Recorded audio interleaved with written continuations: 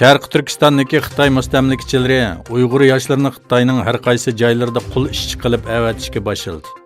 Xitoyda koronavirusi 80 mingdan ortiq kishiga yuqib, taxminan 3 ming kishidek o'ldi. Bu sabab bilan Xitoyning iqtisodida shiddat bilan tuvallash ko'rildi. Xitoy doiralari bo'lsa Uyg'urlarning hayoti bexatarligini qilchi nazarga olmasdan, ularning Xitoy o'lkalaridagi zavodlarga avatishini davomlashtirdi. Uyg'urlar Xunan, Jiangsu, Jiangxi va Zhejiang o'lkalariga eng ko'p avatildi. Bu rayonlarda ishchi tepish qiyin ahvolga tushib qolganligi ma'lum. Xitoy taratqullarining xabarida yaqinqa bir necha kun ichida 400 Uyg'ur yoshining Xunan, Zhejiang va Jiangxi o'lkalariga avatilganligi bildirildi. Dünya Uyg'ur qurultayining raisi Dolqin Aysa bu vaqtda to'xtalib, bu qo'rqinchli ahvol. Beyjing doiralari millionlagan kishini karantina qilib, zavodlarda virus sababli ishlab chiqarishni to'xtatayotgan bir paytda Uyg'urlarni bu rayonlarga avatmoqda. Xitoyning Uyg'urlarning hayoti bexatarligini qilcha e'tiborga olmaganligi aniq. Bu Uyg'urlarning sog'-salomat holda uylariga qaytib kelish haqida hech bir kafolat yo'q dedi.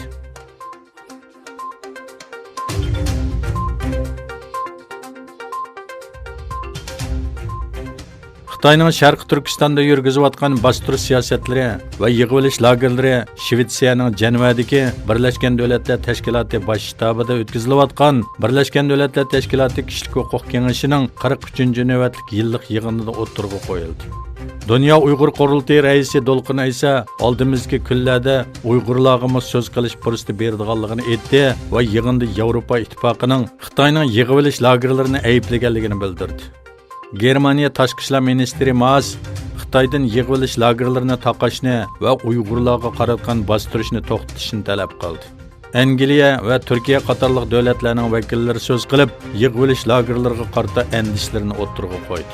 Dolqin Aysa yig'ilish lagerlari boshchiligida Xitoyning Sharq Turkistondagi bostirish siyosatlari, koronavirus andisi va bu sababdan kelib chiqqan ocharchilik masalasini yig'in kun tartibiga sunishni planlayotganligini bildirdi.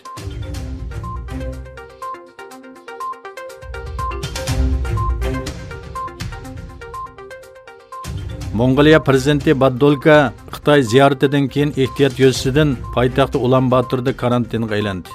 Xabar qilinishicha, Xitoy poytaxti Beyjingda Xitoy davlat raisi Shi Jinping bilan ko'rishgandan keyin davlatiga qaytgan Baddolka bilan birga bu ziyoratga qatnashgan tashqi ishlar ministri, Mongoliyaning Xitoydagi bosh elchisi va boshqa yuqori darajalik amaldorlarning ehtiyot tadbirlari sifatida 14 kunlik ayirib etildi ekan.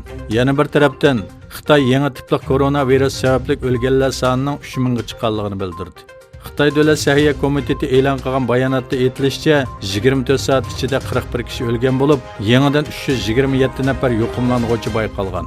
O'lganlardan 41 nafari virus markazi bo'lgan Xubey o'lkasida bo'lib, Beyjingda 2 kishi, Sharqi Turkistonda 1 kishi hayotidan ayrilgan.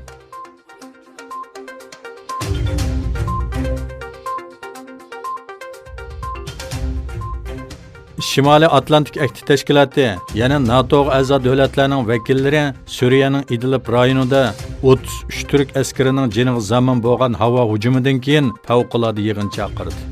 NATO bosh kotibi Stoltenberg yig'indan keyin o'tkazilgan muxbirlarni kutib olish yig'inida Turkiyaga havo sohasida yordam qilyapmiz.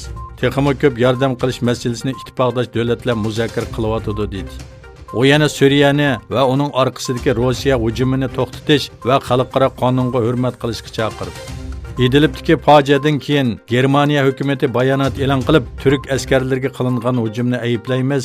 Germaniya, Fransiya, Rossiya va Turkiya orasida 4 taraf yig'ini o'tkazish taklifini yana bir qatim ta'kidlaymiz. Merkelning 4 taraf yig'ini taklifiga Putinning ijobiy inkos qaytarishini umid qilamiz dedi. Erdo'g'an bilan telefonda ko'rishgan Amerika prezidenti Donald Trump oldingi kuni Idlibda turk askarlariga qilingan hujumni aybladi va Turkiyaga ta'ziya bildirdi. Birlashgan Davlatlar Tashkiloti bosh kotibi Guterres bo'lsa, jiddiy urush to'xtatish chaqirig'i qildi.